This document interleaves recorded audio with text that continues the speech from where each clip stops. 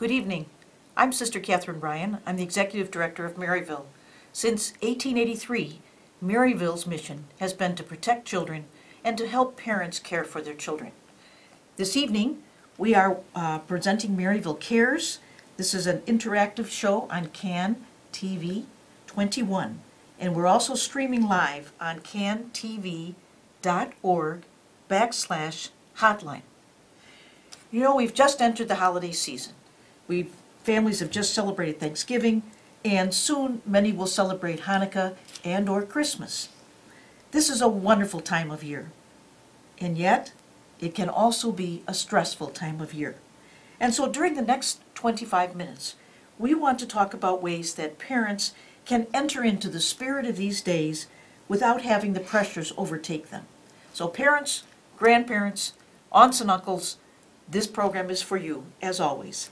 Now, to inform this conversation, we have Nina Aliprandi, who is the Director of Family Services at Maryville. If you have a question for Nina or myself during the program, you can call the number at the bottom of the screen, which is 312-738-1060. So I want to start, Nina. Glad to have you here. Thank you, Sister. And we've just entered the holiday season, as I said. Why do you think it becomes so stressful for parents? Well, I think, right after Halloween, all the advertisements are out for Christmas and Hanukkah and all the celebrations, and I think expectations get very elevated. It gets darker earlier, we're not eating as healthy maybe because there's lots of holiday parties and people are bringing things in to work settings, there's classroom parties and daycare. So although the holidays are meant to be a very fun time, it can also be a very stressful time. You know, the other thing I just want to add, if you watch, the commercials on TV, for example, yes, for and sure. everything on social media, it's all about come home for the holidays and holidays bring family together, which is all true. But for some families, that can be a source of pain or maybe not such a good memory and a good time. So, yes, it can be stressful for families. Well then, parents, grandparents, aunts and uncles, families, we would like to talk about some ways that you can manage this stress, some ways that are gentle on your time and on your expenses. And Nina, I'm going to start. Parents have a bit of a challenge because they don't have some of the usual resources like schools. The schools close at the holiday time, don't they? Yes. And sometimes daycare. Correct. So parents are on board. They're going to need to provide for the care of their children, as of course you want to do, but we want to give some help here. Parents need a game plan. What are some things that you would suggest for parents from your law? Oh, by the way, we should ask, what is your experience? Are you a mom? I am a mom. I have two children, 22 and 16, and I've been working at Maryville for 32 years. So working with our children? With the children of Maryville and all of the various different programs, young children, early childhood, like at the Crisis Nursery and Children's Health Care Center, and the Mom's Recovery Home, and I've also had a lot of experience with the teenagers too. So Nina knows of what she speaks. Nina, what are some tips for parents or ways that they can be able to enter into the spirit of these holidays without having them overwhelm them? Well, first of all, parents have to be sensitive and remember that they have to set the table for the kids. They are the role models. The kids soak up like a sponge what their parents' emotions are. So they really, have to be mindful of that. Babies really don't have a concept of what the holidays are. Young children, they're just so into the holiday and the spirit of everything. They're very into giving children, so as much as receiving. So it's really how the parents set the table. So I think first of all to be mindful of just planning their time.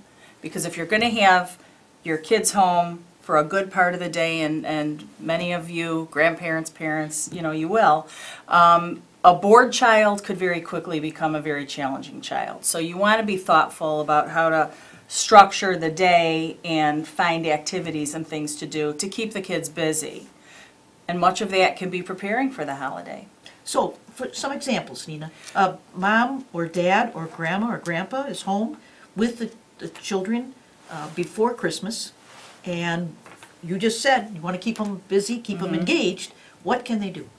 Well, parents, often in their minds have a to-do list of all the things, they have to get done before the holiday. So you can look at your to-do list and you can think about what's reasonable for the kids to be able to participate with.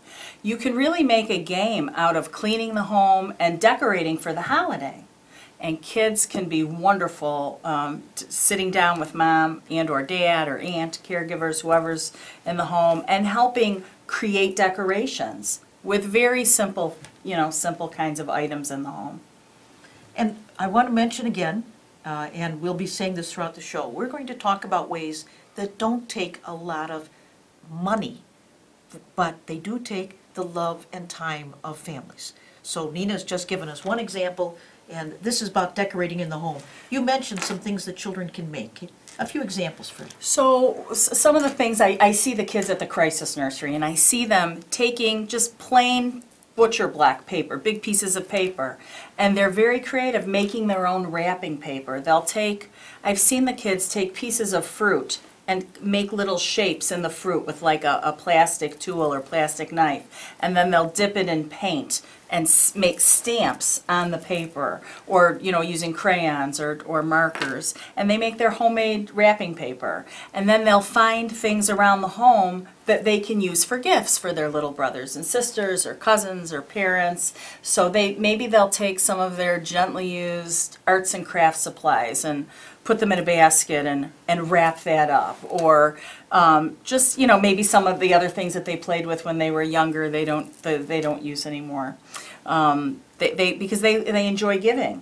Kids are wonderful at making scrapbooks, so maybe they'll look through old family pictures from holidays past or special times, and you cut out the pictures and glue them in a scrapbook and write something on the page may not be in words, it could just be with symbols that mean something to the child. I've seen the kids at the nursery and even on the healthcare side make placemats for special occasions. They'll decorate placemats, so when they set the table, or name cards. So these are all ways where the kids can contribute to helping to make decorations. The last thing I remember seeing the kids do, we had a tree, and we didn't have a lot of fancy ornaments for the tree, as at home some people can't afford a lot of ornaments. So one of the things the kids did was they took strips of paper and they linked them together, and that you could staple them together or use a little piece of tape, and they wrote a special message on the inside of each strip of paper, and they linked it together to make a chain, and you can use that to decorate the tree or hang in the home. So those are some ideas that we see in the program. Wonderful ideas. Yeah. And before the program began, Nina, you used the term creating some sustainable traditions. Mm-hmm. And I'd like you to talk about that a little bit here. So it's really nice for kids as they grow up to have some memories and some sustainable things that are easy and inexpensive to do year after year. So whether it be going sledding or going, ice skating outdoors, and a lot of there are different Chicago Park districts where they offer that kind of activity, or making a special holiday meal, whether it's on Christmas or Hanukkah or not, on those weeks of this Christmas, Hanukkah celebration time, holiday celebration, making a special meal, taking a walk through the neighborhood to see the Christmas lights. I know that many of the museums in Chicago have special exhibits around holiday time that teach our children about how people celebrate holidays around the world. And even in each little neighborhood, you see the different towns and libraries have a host of different kinds of activities. So those are some things that will create memories, years and years. And you can do it every year, and it doesn't have to cost a lot of money, like you said. Resources are short for a lot of families. And so, it's really the holidays, when you think about it, Sister Kathy, they're about love, they're about happiness, they're about family, they're about bringing people together. None of those things have a price tag on them. So That's really true. Let me delve in with Nina on a few of these items that you talked about. Let's stay in the home first before we Okay. go to the community. You talked about things that might be done together, like baking in the kitchen. So here we have an opportunity for children to learn some cooking skills if they haven't, or baking skills. Would that be the case? And also, that's one way to teach them about ethnic customs or family customs, certain kinds of food. You want Right. to speak to that a little bit? well, so it doesn't matter what culture, what religion you come from. Food is very important to us here in the United States, and we, in all of our celebrations, it's a lot of times you'll find it's around food. And so whether you're preparing something that is for your culture and your religion, and or whether you're wanting to learn about another culture, to be able to find recipes and spend the time, because that's what's really important to kids. At the end of the day, that these memories are of the time that you spent with them are going to far be more important than the next piece of technology maybe that they get that will be obsolete, in a few years, or won't be the hot item next year. So to be able to spend the time, and you're right that, you can teach kids about measuring and, just having the behaviors of stirring and pouring and cooking together and create that whole experience of creating something together. And the holidays aren't just about getting gifts, but it's also about giving gifts. And children love to please others. And so what better thing to do than prepare, make something with your kids to be able to give to your favorite neighbor or the mailman, or, aside from sharing it yourselves. So Let us talk about one other kind of a favorite treat, I think, at Christmas time for children. Favorite treat, actually, in for all the holidays, cocoa and marshmallows.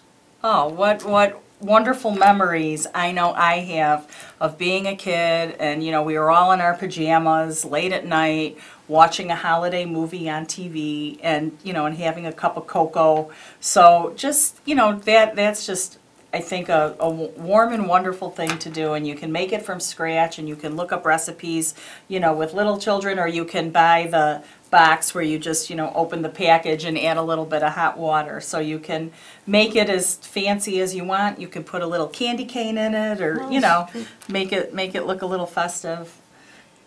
Now, you were also talking, Nina, about sharing these gifts with others, and so I want to come back to your point about that, because the way our children learn about generosity and empathy is from being with their families, Right. Would speak a little, if you would, of how this holiday season can be an opportunity for parents and grandparents to teach that to our children. So, it really, as I said, parents set the table. We're the role models for our children. And at Maryville, in the programs that we're involved with, we are the role models for the kids that we take care of. So, finding places where you can give back to others, whether you are collecting some canned goods to bring to, somewhere that's collecting food to help share with others who maybe can't afford to buy themselves, or whether you're volunteering, at a dog shelter, or in a, helping feed people at a church, or where there might be, places where those who don't have can come and have a meal and share some friendship with others.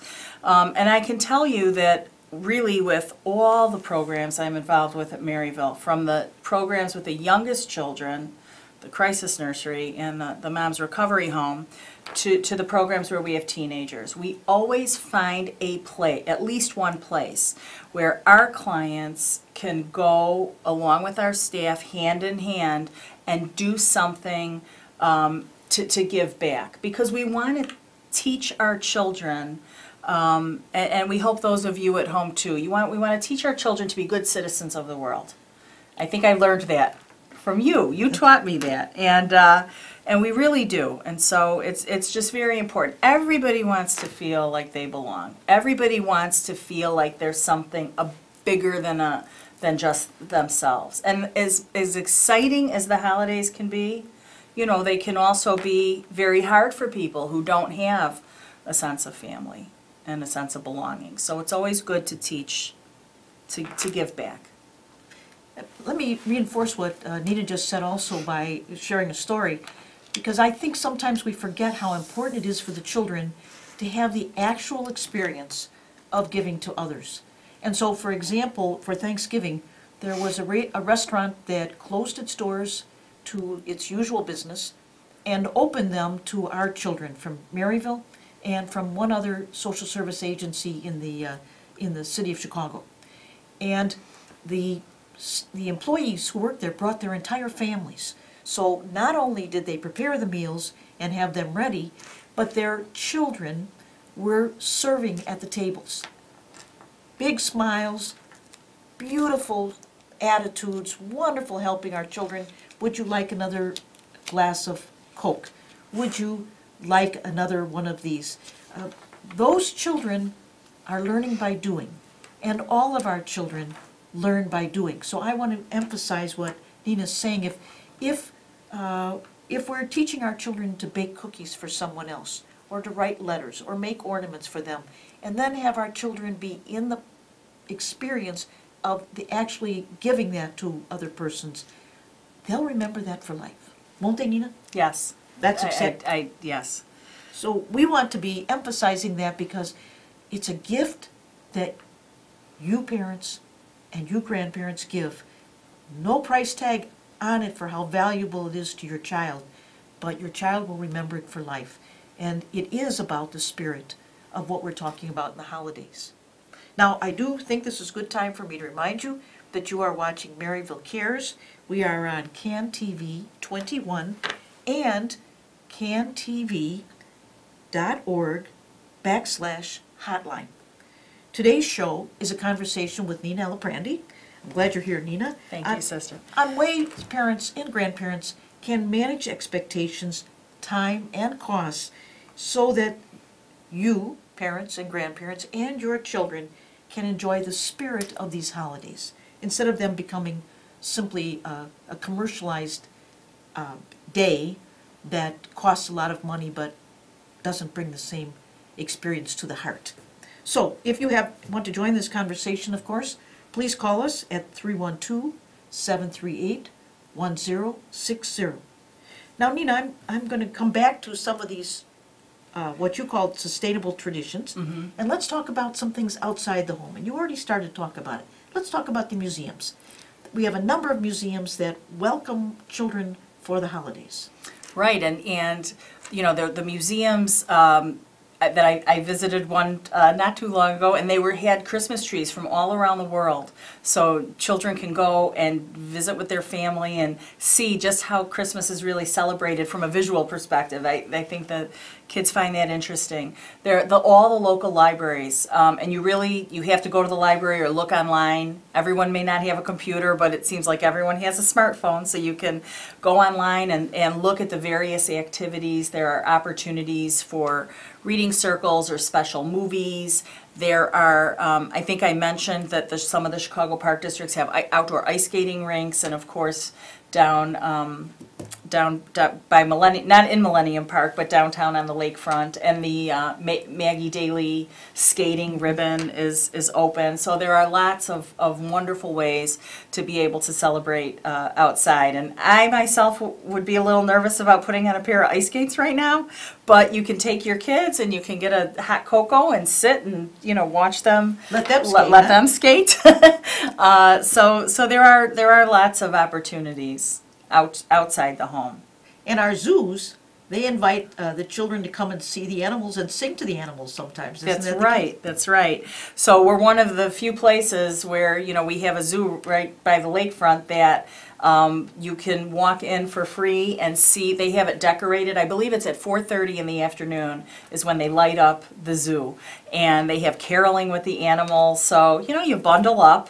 We're fortunate the weather's been a little mild, so this is a good week maybe to start exploring that. But so those kinds of memories will just forever last in Stay the, with in our the children. minds of the kids. And Yeah. we actually have two zoos, one in Chicago and one in Brookfield. It's right? correct. And both of them are welcoming children, and another wonderful experience for the children, educational, and surely we can help them enjoy the creation and all of the life that is with us.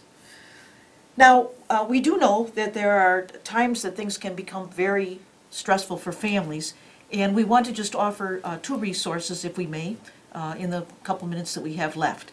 One, Nina, you've mentioned the Crisis Nursery. Please tell our families about the Crisis Nursery, and I'm going to ask you to do this briefly, but please do. Okay, so the Crisis Nursery is an early childhood program. We're located on the northwest side of Chicago, and we service children, families with children birth through the age of 6, and basically any family by any definition of their own crisis. If they're just feeling very overwhelmed due to things like joblessness, homelessness, if some families are experiencing domestic violence, or they're just, parenting is just too stressful and they really don't have resources to assist them, they can call our Crisis Nursery 24 hours a day, any day of the week, holidays included, and they'll get one of our family advocates on the other end of the line.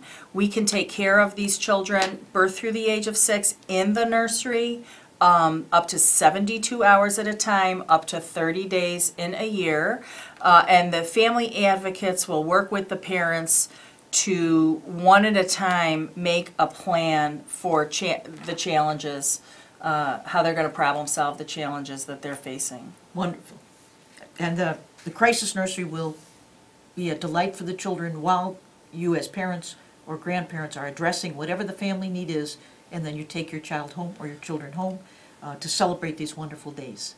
One more message we want to share. While these are meant to be joyful times, we know that the stress can sometimes become very difficult for families, and there's anxiety, depression, other issues that arise, and perhaps there's someone that parents or grandparents can talk to about it, but if there's a need for some professional assistance, please consider that you can reach out to counseling resources, and I'm going to offer one list of mental health providers. Access to that list is on the website of the Illinois Department of Human Services.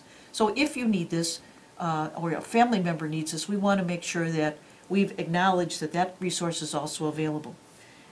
But as we are closing up our time, Nina, any last thoughts that you'd like to share with families about, again, how they can manage the time, make this a wonderful experience for children, have reasonable expectations met, and not spend a lot of money?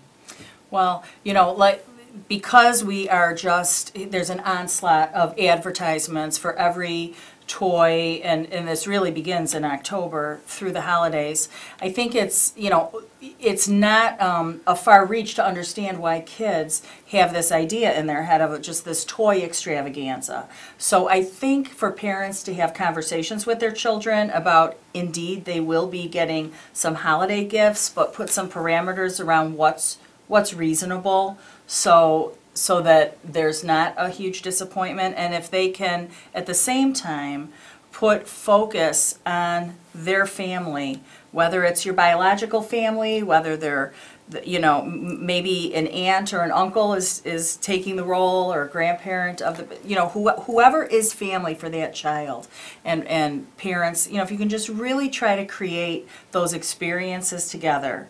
And the other thing just to really remember in the last minute that we have is everybody is looking at everybody's Facebook post and everybody's Instagram, and I tend to think that people aren't really sometimes fully enjoying every experience they have, because they're more worried about taking the picture of that perfect moment that they're going to post. And everybody's life isn't that perfect. And when you talk about people maybe suffering depression, when you're looking at constant social media, it's easy to think everyone's life is perfect. And everyone's life isn't always perfect, right? Thank you, Nina. Thank you for all of this. Thank you all for watching. I'm Sister Catherine Ryan with Maryville. Our guest has been Nina Aliprandi, our Director of Family Services at Maryville, and we wish you happy holidays, good times with your families. Thank you.